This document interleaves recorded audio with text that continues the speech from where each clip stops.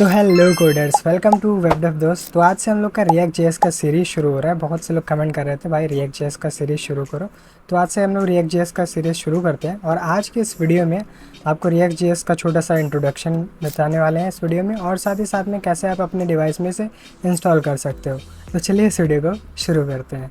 तो अगर हम लोग रिएक्ट जेएस के बारे में पढ़ें तो यहाँ पे साफ साफ लिखा हुआ है रिएक्ट जेएस जो open source front end JavaScript की लाइब्रेरी है, जिससे कि हम लोग यूज़र फ्रेंडली इंटरफेसेस बना सकते हैं। ये तो आपको समझ में नहीं आया होगा, मोटा मोटा समझ सकते हैं कि ये फ्रंट एंड की जावास्क्रिप्ट की लाइब्रेरी है। तो अगर हम लोग यहाँ पे आएँ तो इतना हम लोग को पता चला जावास्क्रिप्ट की लाइब्रेरी है रिएक्ट जेएस। तो लाइब्रेरी क्या होता है? लाइब्रेरी आप ऐसे समझ सकते हो कि हम लोग का काम आसान करने के लिए पहले से कुछ जावास्क्रिप्ट का कोड लिखा हुआ है। जैसे कि आप मान लो बहुत बड़ी वेबसाइट बनाते हो या थोड़ी मिडिल वेबसाइट बनाते हो जिसमें बहुत सारी चीज़ें यूज़ हुई, बहुत सारी बटन्स हैं, बहुत सारे पेजेस हैं, बहुत सारी इमेजेस हैं, बहुत सारे सेक्शंस दिए हुए हैं।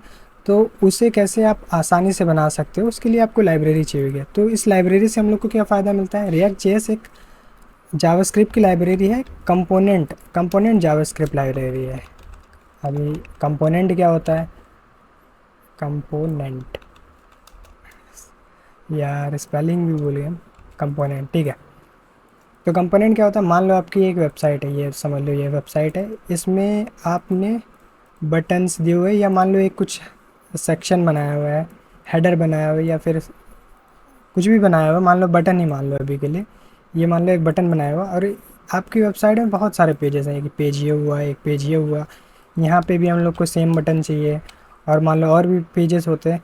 तो बार बार हम लोग को HTML में ये बटन बनानी पड़ती है, बार बार HTML में बटन का कोड लिखना पड़ता है। लेकिन जावास्क्रिप्ट में क्या होगा, हम लोग सिंपली एक इसका, इन दोनों को हम लोग मिलके जो है, इन मतलब हम लोग को सिंपली एक ही जावास्क्रिप्ट का बटन का हम लोग को कंपोनेंट बनाना पड़ेगा। ये बटन का कंपोनेंट हो जाएगा। अब इसको आप कहीं पर भी यूज़ कर सकते हो। वो कैसे यूज़ करते हैं, कैसे कंपोनेंट बनता है, वो सब आगे पता चलेगा। बाकी आप इतना मोटा मोटा समझ लो कि हम लोग कोड को मॉड्यूलर बनाते हैं। जैसे हम लोग जावास्क्रिप्ट का यूज़ करते हैं, जैसे हम लोग जो टू डू लिस्ट बनाई थी, तो हम लोग ने ऐसा तो था नहीं कि टू डू लिस्ट को हम लोग HTML में बना रहे थे। हम लोग ने उसे मॉड्यूलर बनाया था कि जावास्क्रिप्ट से जब कोड रन हो तो वो ऑटोमेटिक वहाँ पे पूरा टू डू लिस्ट बनती चली जाए। इसी तरीके से जावास्क्रिप्ट में भी होता है, रिएक्ट जेएस में भी होता है। हम लोग एक कंपोनेंट बना लेते हैं और उस कंपोनेंट का हम लोग बार बार कहीं पे भी यूज़ कर सकते हैं, लूप वगैरह लगा के, मैप का यूज़ करके। वो आगे समझेंगे कैसे क्या होता है। बाकी ये मोटा मोटा समझ लो कि ये कंपोनेंट लाइब्रेरी है। हम लोग कंपोनेंट बनाते हैं और उनका बार बार यूज़ करते हैं, जिससे कि हम लोग को कंपोनेंट रीयूजेबल होता है और हम लोग को कोड छोटा लिखना पड़ता है और हम लोग आसानी से अपने कोड को समझ सकते हैं। और क्या रिएक्ट जेएस से फ़ायदा मिलता है? रिएक्ट जेएस से फ़ायदा मिलता है, हम लोग सिंगल पेज एप्लीकेशन बना सकते हैं। सिंगल पेज एप्लीकेशन का मतलब, ये अपना पेज है। अभी अगर कोई हम लोग वेबसाइट ओपन कर रहे हैं, जैसे कि गूगल है, जैसे हम लोग ने वीडियोस पे क्लिक किया, ये देखो पेज रिलोड होता है। वीडियोस पे गए, ये देखो यहाँ पे पेज रिलोड हुआ। इमेजेस पे गए, यहाँ पे पेज रिलोड हुआ। मतलब कि ये पेज बार बार रिलोड होता है, हम लोग दूसरे पेज पे जाते हैं। सिंगल पेज एप्लीकेशन में क्या होता है, हम लोग एक ही पेज पे रहते हैं। और जैसे मान लो यहाँ पे दो तीन चीज़ें दी हुई हैं। यहाँ पे मान लो होम, यहाँ पे मान लो होम है, यहाँ पे प्राइवेसी पॉलिसी, यहाँ पे प्रोडक्ट्स। तो जैसे इस पर क्लिक करोगे, पेज नहीं रिलोड होगा, अंदर का डेटा अपने आप चेंज हो जाएगा। जैसे मेरा पोर्टफोलियो वेबसाइट है, इसमें देखो अभी देखना, हम कहीं पे भी जाएं तो ये देखो हम लोग का पेज वही है, देखो। और ये पेज रिलोड नहीं हो रहा, बस अंदर का कंटेंट यहाँ पे चेंज हो रहा है। तो ये सिंगल पेज एप्लीकेशन है, तो ये यूज़ कर सकते हैं अपने रिएक्ट जेएस के अंदर सिंगल पेज एप्लीकेशन बनाने के लिए।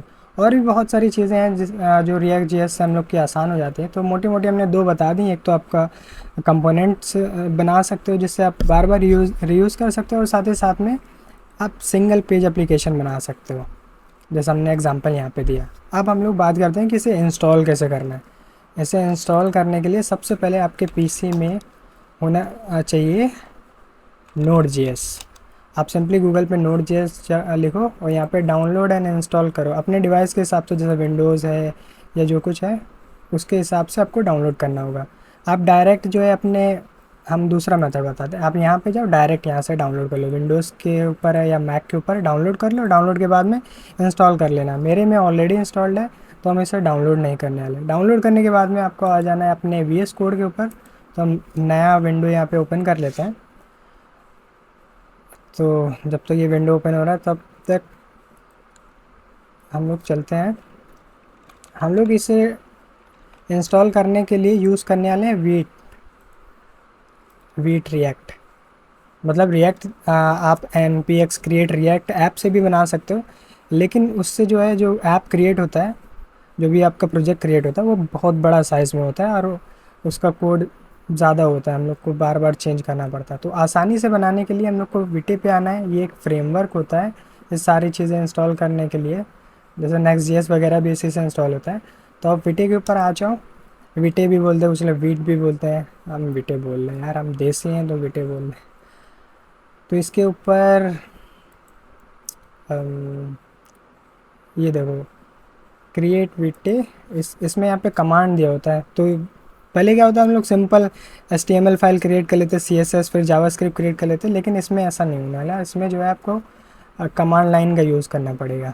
ये देखो यहाँ पे दिया हुआ है npm create @वीटे @latest लिखने से जो है आपका ऐप क्रिएट होगा। इस कमांड को कॉपी कर लेना है। VS कोड ओपन हो चुका है। अब हम लोग एक फ़ोल्डर क्रिएट कर लेते हैं, एक नया फ़ोल्डर बनाते हैं ये वेब डेवलपमेंट का, और यहाँ से हम लोग एक फ़ोल्डर क्रिएट करते हैं रिएक्ट JS सीरीज़, ठीक है। और इसके अंदर ये डे वन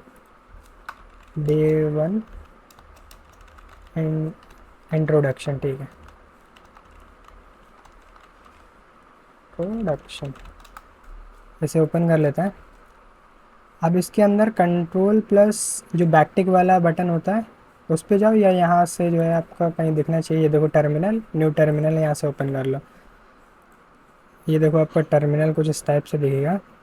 ये टर्मिनल आ चुका है। यहाँ पे उस कमांड को आपको पेस्ट कर देना है, npm create वीटे @latest। जैसे इस पर एंटर दबाओगे तो ये पूछेगा यस और नो, आपको वाई दबा देना है। अब प्रोजेक्ट का नाम क्या रखना है वो, अब प्रोजेक्ट, अब यहाँ पे दिक्कत है, देखो प्रोजेक्ट का नाम इस फोल्डर के अंदर अभी एक और फोल्डर क्रिएट हो जाएगा। तो वापस से एंटर दबा देते हैं। तो जैसे एंटर दबाओगे अब ये पूछेगा कि आपको क्या इंस्टॉल करना है, रिएक्ट, प्री रिएक्ट। हम लोग को रिएक्ट इंस्टॉल करना है तो रिएक्ट सेलेक्ट कर लिया। फ्रेमवर्क क्या चाहिए हम लोग को, जावास्क्रिप्ट का भी यूज़ करना है, जावास्क्रिप्ट सेलेक्ट कर लिया बस। अब ये देखो एक और फोल्डर बन गया। तो हम लोग को ये नहीं करना था, हम लोग को एक और फोल्डर नहीं बनाना था, इसके लिए हम लोग दोबारा से करने वाले, तो प्रैक्टिस भी हो जाएगी। अभी के लिए इसे थोड़ा जूम भी कर लेते हैं, हाँ। और CLS लिखने से ये क्लियर हो जाता है, क्लियर स्क्रीन। हम लोग को ये कमांड जो था वो पेस्ट कर दिया। वीटे @latest के बाद में फुल स्टॉप कर देना है। फुल स्टॉप का मतलब जिस डायरेक्टरी में हो उसी डायरेक्टरी में अब ये इंस्टॉल होगा, ये बात याद रखना। npm create वीटे @latest, उसके बाद में फुल स्टॉप कर देना है, जिससे कि उसी फोल्डर में इंस्टॉल हो। अब यहाँ पे देखो उसी फोल्डर का नाम भी लिख के आ रहा है, ठीक है। हम लोग को रिएक्ट JS इंस्टॉल करना है और जावास्क्रिप्ट यूज़ करनी है। अब ये इसी फोल्डर में देखो सारी फाइल्स आ चुकी हैं, लेकिन अब ये पूरी तरीके से इंस्टॉल नहीं हुआ। आपको लिखना है यहाँ पे npm इंस्टॉल, या आई भी लिख सकते हो, आई भी लिख सकते हो, आई लिख देते हैं। तो अब ये आपका पैकेज जो भी फाइल्स हैं ये डाउनलोड करने लगेगा, और फिर इसके बाद में आपका रिएक्ट JS इंस्टॉल हो जाएगा। अगर आप जो ऑफिशियल वेबसाइट है रिएक्ट की, npm क्रिएट रिएक्ट ऐप से करते तो उसमें बहुत ज़्यादा टाइम लगता है, डिपेंडिंग आपका इंटरनेट कैसा है, लेकिन इससे बहुत ही ज़्यादा आसानी से हो जाता है। देख सकते हो हम लोग का रिएक्ट ऐप अब बन चुका है पूरा। इसमें देख सकते हो बहुत सारी सोर्स फाइल हैं और बहुत सारी चीज़ें हैं, ये सब हम लोग बाद में एक्सप्लोर करेंगे। बाकी इसे रन कैसे करें, ऐसा तो हम लोग ओपन कर नहीं सकते, ओपन विद लाइव सर्वर। और इसमें फाइल्स भी देखो .jsx आ रही हैं, .js की बजाय .jsx आ रही हैं, और index.html फाइल दी हुई है। तो आज हम लोग इन सब को नहीं समझने वाले, सिर्फ इंस्टॉलेशन वीडियो था। बाकी इसे रन कैसे करना है, वापस से आपको अपना टर्मिनल ओपन करना है। आप इसके कमांड देख सकते हो, आप अपने हिसाब से कमांड सेट भी कर सकते हो VS कोड में। टर्मिनल ओपन कर लें। अब आपको सिंपली ये लिखना है npm run dev, इतना लिखोगे बस। इतने पे ये जो पाथ आ जाएगा ये देख सकते हो, इस पाथ के ऊपर आपकी वेबसाइट अभी चल रही है, मतलब आपके लोकल डिवाइस के ऊपर। कंट्रोल प्लस क्लिक करोगे ये ओपन हो जाएगा। देखो हम लोगों ने कंट्रोल प्लस क्लिक किया और ये देखो यहाँ पे ओपन हो गया। बाय डिफ़ॉल्ट इसमें ये बन के आता है इतना सा। यहाँ पे काउंटर ऐप भी है, इस ऐप को बनाना हम लोग कल सीखेंगे। देख सकते हो इस पर जितनी बार क्लिक कर रहे हैं वो हो रहा है। हम लोग यहाँ पे माइनस प्लस बटन भी लगाएंगे, और ये कैसे वर्क करेगा ये कल समझेंगे। तो देख सकते हो हम लोग का रिएक्ट ऐप चल चुका है, और इसे रन कैसे करते हैं, npm run dev से ये रन होता है। बाकी अगर आपको नहीं समझ में आता कि npm run dev से नहीं चेंज करना, तो आप package.json में आ जाओ और यहाँ पे जो है, यहाँ पे स्क्रिप्ट फाइल दी होती है और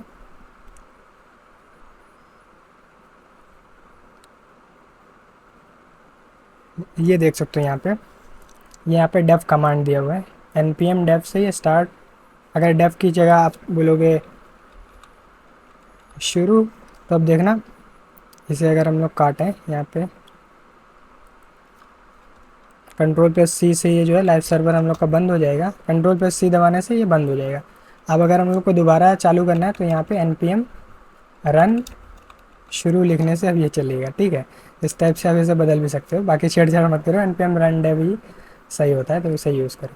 तो इस पर जैसे क्लिक करेंगे तो ये देखो आपका ऐप यहाँ पे रन हो रहा है। तो यही था छोटा सा रिएक्ट जेएस का इंट्रोडक्शन। बाकी आपको अगर और डिटेल में जानना है तो आप गूगल पर सर्च कर सकते हो या चैट जीपीटी से पूछ सकते हो, इसका इंट्रोडक्शन अच्छे से वो एक्सप्लेन कर देगा। बाकी हम लोग ने ये भी सीखा कैसे हम लोग इंस्टॉल कर सकते हैं। बाकी और डिटेल में हम लोग इसे धीरे धीरे करके आगे सीखते रहेंगे और कल हम लोग एक छोटा सा प्रोजेक्ट भी बनाएंगे। तो और भी ऐसे वीडियोज़ के लिए Sa, sa pagkara, sa rakabar, sa barakaraay, sa, sa rakap, whatever.